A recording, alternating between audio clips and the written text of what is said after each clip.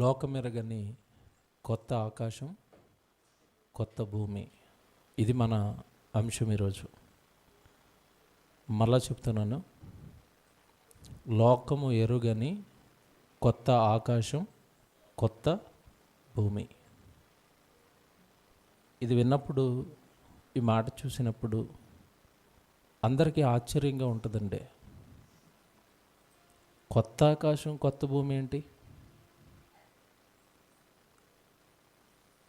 కొత్త ఆకాశం, కొత్త భూమి అంటే ఇప్పుడున్న భూమి కంటే మరొక భూమి, ఇప్పుడున్న ఆకాశం కాకుండా మరొక ఆకాశం. ఎక్కడున్నాయి ఇవి? అది పక్కన పెడితే అంశం ఏంటంటే అంటే లోకము ఎరుగని కొత్త ఆకాశం, కొత్త భూమి. ఈ కొత్త ఆకాశం, కొత్త భూమి సంగతి పక్కన పెడితే పైనున్న మాట కొద్దిసేపు ఆలోచిద్దాం. లోకము ఎరగనిది అనుంది.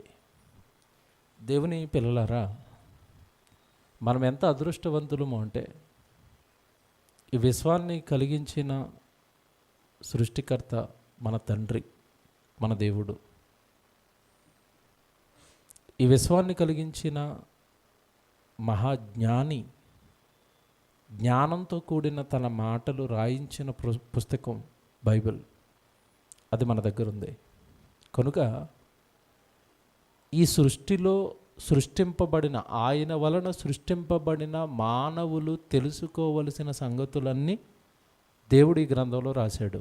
అయితే లోకం ఏం చేసింది అంటే, బైబిల్ అనగానే మత పుస్తకం అన్న ముద్ర వేసి ఇందులో ఉన్న మహాజ్ఞానపు సంగతులు, వాక్యం నేర్చుకోకపోవటం వలన సమాజానికి అందాల్సిన చాలా సమాచారం అనేది అందకుండా ఆగిపోయింది.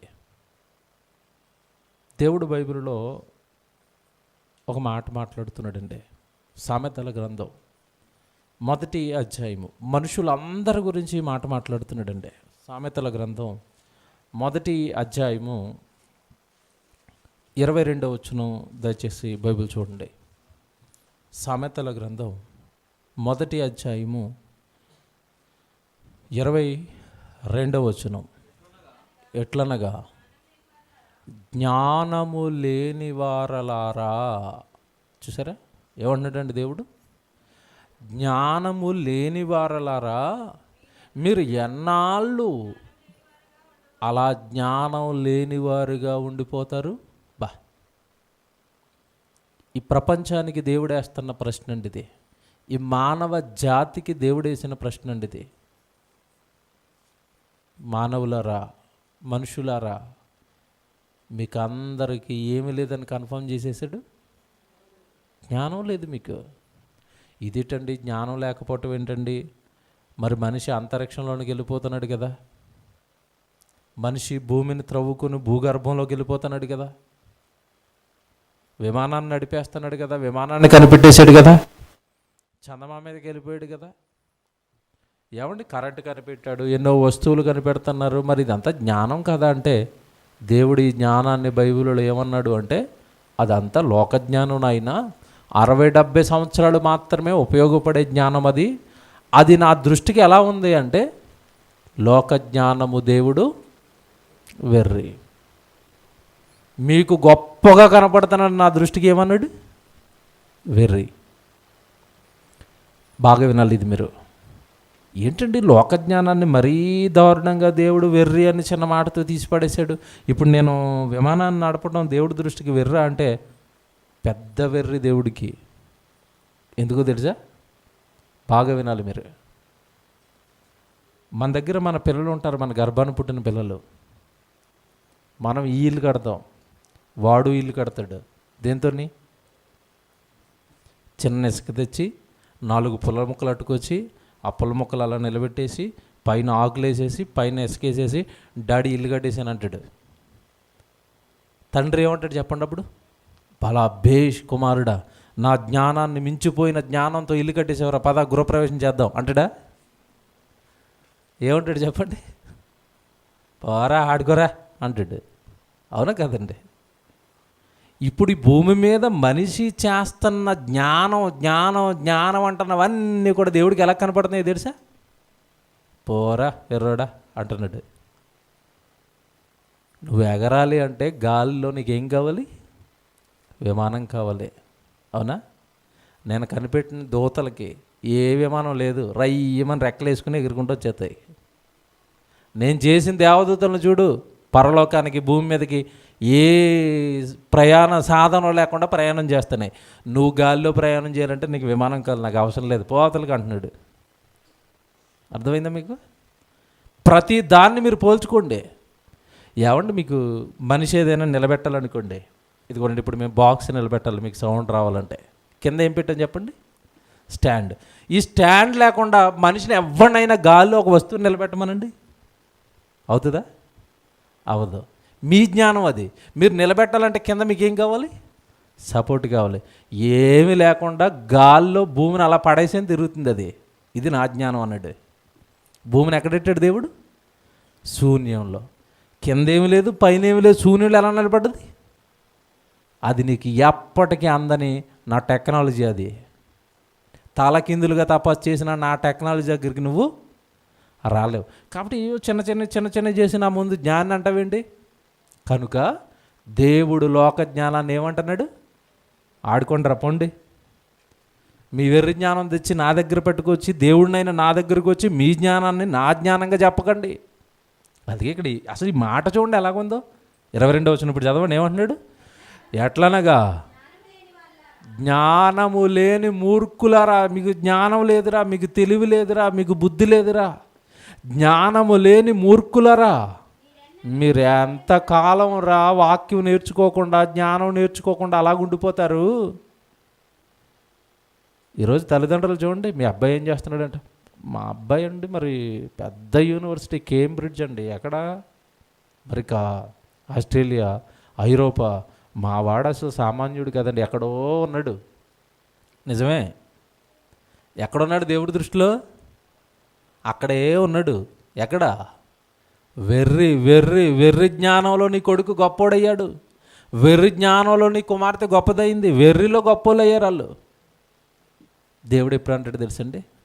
బా నా కొడుకు గొప్పవాడయ్యాడు అని ఎప్పుడు అంటారు తెలుసా? రాత్రి పిల్లలు మాట్లాడుతున్నారు చూడండి. ఏమంటే ఈ ఏజ్లోనే అలాగుంటే వాళ్ళు కంటిన్యూ పెద్ద ఎదిగే వరకు వాళ్ళ సండే స్కూల్లోనే ఉన్నారనుకోండి, వాళ్ళందరూ ఏమైపోతారు చెప్పండి? తర్వాత పెద్ద పెద్ద ప్రసంగికులు అయిపోయి మైకులు పదలు కొట్టారండి వాళ్ళు మనుషుల దగ్గరికి వెళ్ళి. వీళ్ళను చూసి ఆనందపడతాడు. ఇది జ్ఞానం అంటే, ఇది నేర్చుకోవాల్సిందే. నా జ్ఞానం నేర్చుకుంటున్నారు వాళ్ళు, వెర్రి కాదు. దేవుని పిల్లలరా, ఇప్పుడు చెప్తారండి కొత్తది కొత్తది కొత్తది అనగానే మనిషికి కొత్తది అంటే చాలా ఇష్టం కదండి. కొత్తది అనగానే ఇష్టమే కాదు చెప్పండి? ఇష్టమేనా? కొత్త షర్ట్ కొనుక్కొచ్చారనుకోండి, వేసుకునే లోపు నలుగురికి చూపిస్తారు, అవునా కదా? ఇంకా స్త్రీల గురించి అయితే చెప్పాల్సిన అవసరం లేదు. మొత్తం కాలనీ మొత్తం తిరిగి వస్తుంది ఆ చీర, అప్పుడు ఒంటి మీదకి వస్తుంది. కొత్తది కొత్తది కొత్తది, అబ్బా ఆనందం అండి. కొత్తది అనగానే ఏంటి? ఆనందం. మనం కొత్తది కొత్తది కొత్తది అనుకుంటున్నది దేవుడికి కొత్తది కాదు, అవునా కదా? మీరు చెప్పండి. మీకు సంగతి చెప్తాను, ఈ షర్ట్ కొత్తది అన్నకు లేదు. ఎందుకు? ఇలాంటి షర్ట్లు చాలా తయారైపోయి ఉంటే ఇంతకు ముందు వచ్చిన డిజైన్ ఇది మార్చి మార్చి మార్చి అదే ఇస్తాడు మనిషి. వీడి దగ్గర కొత్తవి ఎక్కడే చెప్పండి? కానీ దేవుడి దగ్గర అన్నీ కొత్తవి ఉంటాయండి. ఎవడు నా ఫింగర్ ప్రింట్ ఉందండి, ఇది కొత్తదే కదా చెప్పండి? ఎవరికైనా ఉందా? ఎవడికి లేదు. ఇప్పుడు నా గర్భం నుంచి ఒక కొడుకు వచ్చాడు, ఆడికో ప్రింట్ వేసాడు, అది కొత్తదా? ఎవరికైనా ఉందా? దేవుడు మాత్రమే కొత్తవి చేయగలడు. మనిషి వలన కొత్తవి చేయటం అనేది అవ్వదు. అందుకే అన్నాడు, ఏ జ్ఞానం రా మీది, వెర్రి మీద అంతా నా మాట జ్ఞానం. నేను చెప్పే ప్రతి మాట జ్ఞానం. మీ బుర్రలో లైట్లు వెలిగితేనండి బైబిల్లో రాయబడిన ప్రతి మాట జ్ఞానం అండి. మీరు భూమి మీద కొత్తది కొత్తది కొత్తది అంటున్నారు కదా, అసలు సూర్యుడి కింద కొత్త ఏమి లేవు. నువ్వు కట్టుకున్న చీరకి రంగు ఆల్రెడీ ఎంతోమంది కట్టిపాడేసిన రంగే అది. అటు ఇటు మార్చి నల్లగా ఉన్నదాన్ని తెల్లగా చేసి, తెల్లగా ఉన్నదాన్ని డిజైన్ అటు ఇటు తిప్పిస్తారు అంతే. మీకు బాగా అర్థం కాదని చెప్తానండి. ట్రెండ్ అంటారు కదండి, బట్టలను ఏమంటారు? భలే అంటారండి, ఈ స్త్రీలు చీరలకు సంబంధించి ఒక పదం వాడతారు. కొత్త మోడలా, కొత్త మోడలో కొత్త డిజైన్ ఏదో అంటారండి. ఈ కొత్త మోడల్ అంటున్నది ఏ మోడల్ అనుకుంటున్నారు? పాతకాలంలో సూర్యకాంతం కడతా చూశారు, దానిని అడితిప్పిడు కొత్త మోడల్ అని దింపుతాడు. వీళ్ళు అమాయకులు కదా, చూసి చాలా రోజులు అయింది. కొత్త మోడల్ ఏమండి, ఒకప్పుడు చీరల్లోనండి ఇలాగా గడులండి, గడులు ఇలా అడ్డుగళ్ళు నిలువుగళ్ళు ఎవరో ముసలోళ్ళు కట్టుకునేవారండి. వాడిని కొత్త ట్రెండ్ అని దింపాడు అంతే. ఆ చీర కనుక సినిమాలో ఏదైనా హీరోయిన్ కట్టింది అనుకోండి, అంతేనండి. ఇక ఆ సంవత్సరం మొత్తానికి అదే ట్రెండ్. ఆ చీర ఇక అందరి శరీరాలపైన అదే చీర కనపడుతుంది. బైబిల్ చూద్దామండి ఇప్పుడు. ప్రసంగి గ్రంథం 1వ అధ్యాయము 9వ వచనం. ప్రసంగి గ్రంథం 1వ అధ్యాయము 9వ వచనం అండి. మునుపు ఉండినదే, మునుపు ఉండిందే, పాతదే, మునుపు ఉండినదే ఇక ఉండబోవున్నది. మునుపు జరిగినదే ఇక జరగబోతుంది. సూర్యుని క్రింద నూతనమైనది కన్ఫర్మ్. సూర్యుని క్రింద నూతనమైనది ఏదియు లేదన్నాడా, ఉందంటున్నాడా? లేదు. ఇప్పుడు 2021 నూతనమైందా? అదే సూర్యుడు, అదే భూమి, అదే జనవరి, అదే 1వ తారీఖు. ఇది కొత్తది ఏంటండి? బాగా పాతది. బాగా వినాలి దేవుడి మాట. సూర్యుని క్రింద నూతనమైనది ఏదియు లేదు. 10వ వచనంలో చూడండి, ఇది నూతనమైనదని ఒకదానిని గూర్చి ఒకటి చెప్పును, అదియును మనకు ముందుండిన తరములలో ఉంది. నీకు తెలియక కొత్తది అనుకుంటున్నావు అంతే. ఏం రాశాడండి బైబిల్? ఏమండి, ఇప్పుడు మన తాతలు ముత్తాతలు వాడిని ఏమన్నా మనకి ఏమండి తెలుస్తాయా? తెలియదు కదండి.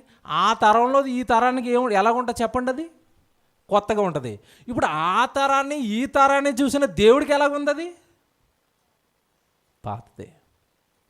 ఒకప్పుడు అండి బిందె, ఏ బిందె అంటే అవి రాగి బిందులండి.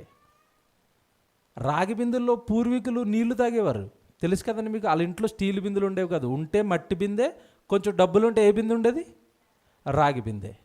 ఒకప్పుడు రాగి బిందెలో నీళ్లు తాగటం పూర్వీకులు చేశారు ఆ పని. కొత్త టెక్నాలజీ వచ్చిన తర్వాత యూట్యూబ్లో కొట్టండి మీరు, ఏ బిందులో నీళ్ళు తాగాలంటే యూట్యూబ్ నిండా ఏ బిందులు ఉన్నాయి ఇప్పుడు.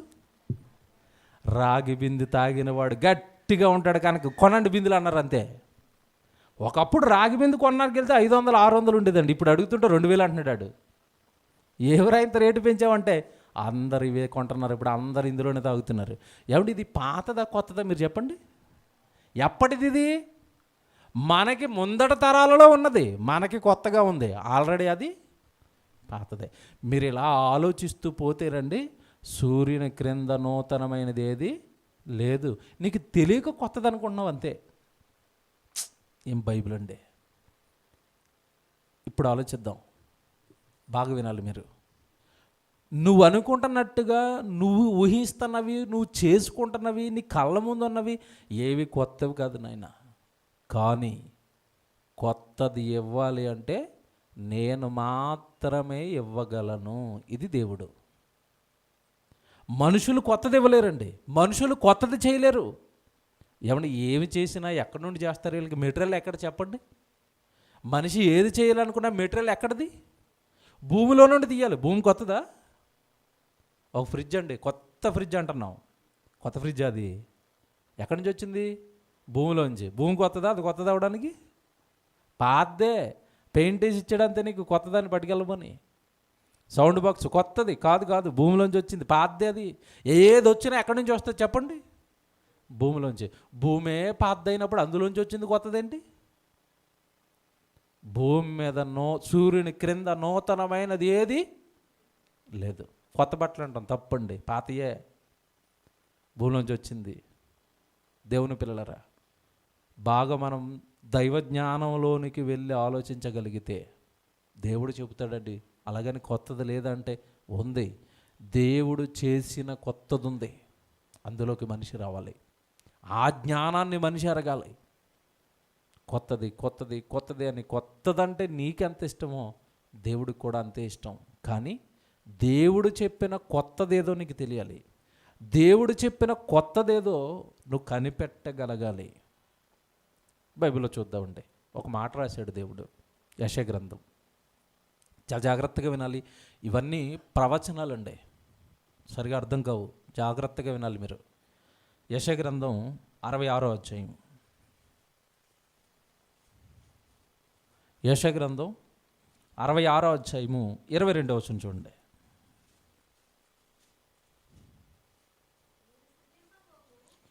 యెషయా గ్రంథం 66వ అధ్యాయము 22వ వచనం చదువుతున్నారు. నేను సృజించబోవు కొత్త ఆకాశమును కొత్త భూమియు లయము కాక నా సన్నిధిని నిలుచున్నట్లు నీ సంతతియు నీ నామమును నిలిచియుండును, ఇదే యెహోవా వాక్కు. ఒక వాగ్దానం ఇస్తున్నాడండి దేవుడు. పాత నిబంధనలో యెషయా గారి నోట దేవుడు రాయించిన మాట ఇది. సుమారు హిజ్కియా చాలామంది రాజుల కాలంలో ఉన్న ప్రవక్త అండి, ఈయన పెద్ద ప్రవక్త. అసలు ఈ యెషయా గ్రంథం అండి చిన్న బైబిల్ అని కూడా అంటారండి. ఇన్ని యెషయా గ్రంథం అంటే అనగానే ఎన్ని పుస్తకాలు ఉంటాయి ఇందులో? అధ్యాయాలు 66 అధ్యాయాలు. బైబిల్లో మొత్తం పుస్తకాలలో పోలిస్తేనండి ఎక్కువ. అందుకే చిన్న బైబిల్ అని కూడా యెషయా గ్రంథం అని అంటారు. ఈ యెషయా ఒక మాట, ఒక ప్రవచనం అండి. ఆయన కాలంలో దేవుడు ఈయన నోట ఒక మాట చెప్పించేశాడు. ఏమన్నాడు అంటే, నేను సృజించబోవు కొత్త ఆకాశమును కొత్త భూమి. ఇక్కడ మీరు జాగ్రత్తగా ఆలోచించాలి. నేను సృజించబోవు అన్నాడు అంటే ఈ కొత్తది ఎవరు చేస్తున్నారు? ఇప్పుడు దేవుడు చేస్తున్నాడు. యెషయా గారి కాలానికి ఇది ప్రవచనం, జాగ్రత్తగా వినాలి. యెషయా గారి కాలానికి ఇది ప్రవచనం. నేను సృజించబోతున్నాను అంటున్నాడు. ఏం సృజించబోతున్నాడంట? కొత్త ఆకాశం కొత్త భూమి. అయితే అక్కడ హింట్ ఇచ్చాడండి. నేను సృజించబోవు కొత్త ఆకాశము కొత్త భూమి ఎప్పటికీ ఏమవ్వంటవి? ఆ మాటను చూడండి, పట్టుకోండి. ఎప్పటికీ లయము కావు అన్నాడు. అంటే ముందు సృజించాడు భూమిని ఆకాశాన్ని. ఎప్పుడు? ఆదికాండం మనకు తెలుసు కదా. ఆది యందు దేవుడు భూమి ఆకాశములను సృజించాను. దేవుడు మొదట కలిగించిన భూమికి ఆకాశానికి లయమైపోయే రోజు ఉంది. అవునా? అవుతాయి? అవ్వా? అయిపోతాయి. ఎప్పుడు లయమవుతాయి? యేసుక్రీస్తుల వారి రెండవ రాకడలో. కానీ నేను సృజించబోయే కొత్త ఆకాశం కొత్త భూమి ఉంది, దానికి ఎప్పటికీ ఏమవ్వంటవి? లయము కావు అన్నాడు. ఇప్పుడు మీరు ఇక్కడ ఆగి మీరు దేవుడు ముందు చేసిన భూమి ఆకాశం, మనం ఉంటున్న ఇది నేలండి, పైన చూస్తున్న ఈ ఆకాశం, దీని గురించి ఒక మాట రాశాడు. ఇది లయమైపోతుంది, ఇది కరిగిపోతుంది, ఇది రాలిపోతుంది, ఇది మొత్తం భస్మైపోతుంది అని రాసేసాడు. ఎప్పుడు భస్మం అవుతుందో, ఎప్పుడు ఈ పాత ఆకాశాన్ని పాత భూమిని దేవుడు తీసేస్తాడో రాశాడు. ఆ మాట చూసుకుని వద్దాం. పేతురు గారు రాసిన 2వ పత్రిక. ఏమంటే అంత బైబిల్ అండి, బాగా బైబిల్ అంతా చదివితే ఇవి ఒకదానికొకటి అమురుకుంటూ మీకు భావం, సారం అనేది బయటకు వస్తుంది. పేతురు గారు రాసిన 2వ పత్రిక 3వ అధ్యాయము 10 నుంచి 13 వచనాలు జాగ్రత్తగా చూడండి. అయితే ప్రభు దినము దొంగ వచ్చినట్లు వచ్చును, ఆ దినమున ఆకాశములు మహాధ్వనితో గతించిపోవును, పంచభూతములు మిక్కటమైన వేండ్రముతో లయమైపోతాయి. పంచభూతాలు, ఆకాశం, భూమి, నీరు, నిప్పు, గాలి అన్నీ ఎగిరిపోతాయి. పంచభూతాలు అంటే ఇవే.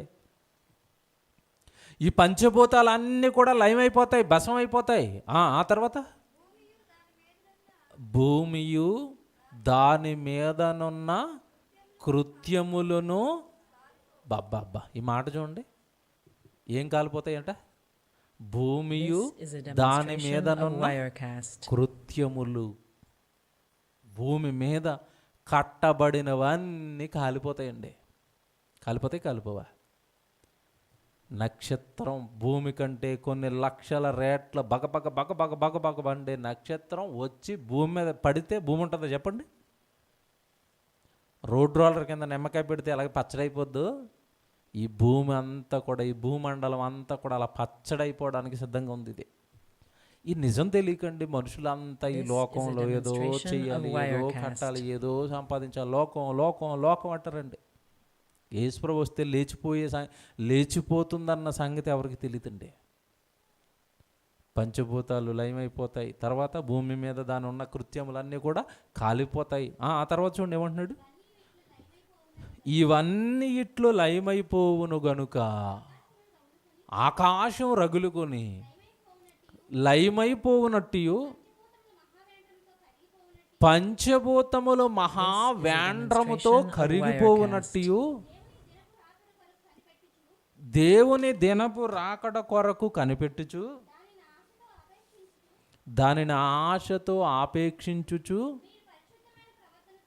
మీరు పరిశుద్ధమైన ప్రవర్తనతోనూ భక్తితోనూ ఎంతో జాగ్రత్త కలవారై ఉండండి. యేసుప్రభు వచ్చేస్తున్నాడు, పరిశుద్ధంగా ఉండండి. యేసుప్రభు వచ్చేస్తున్నాడు, భక్తితో ఉండండి. ఇదంతా లేచిపోద్ది, ఇదంతా కరిగిపోద్ది. ఆ టైంకి నీలో భక్తి లేదా, ఆ టైంకి నీలో పరిశుద్ధత లేదా, వాటితో పాటు నువ్వు కూడా కరిగిపోతావు. లేదు, నువ్వు పరిశుద్ధంగా పవిత్రంగా దేవుడి కొరకు బ్రతికావా, యేసుక్రీస్తుల వారు రానాయన నీ కొరకు సిద్ధం చేసిన పరలోకపు స్థలం ఇంటికి మనం వెళ్ళిపోతామని మనం తీసుకుని వెళ్ళిపోతాడు.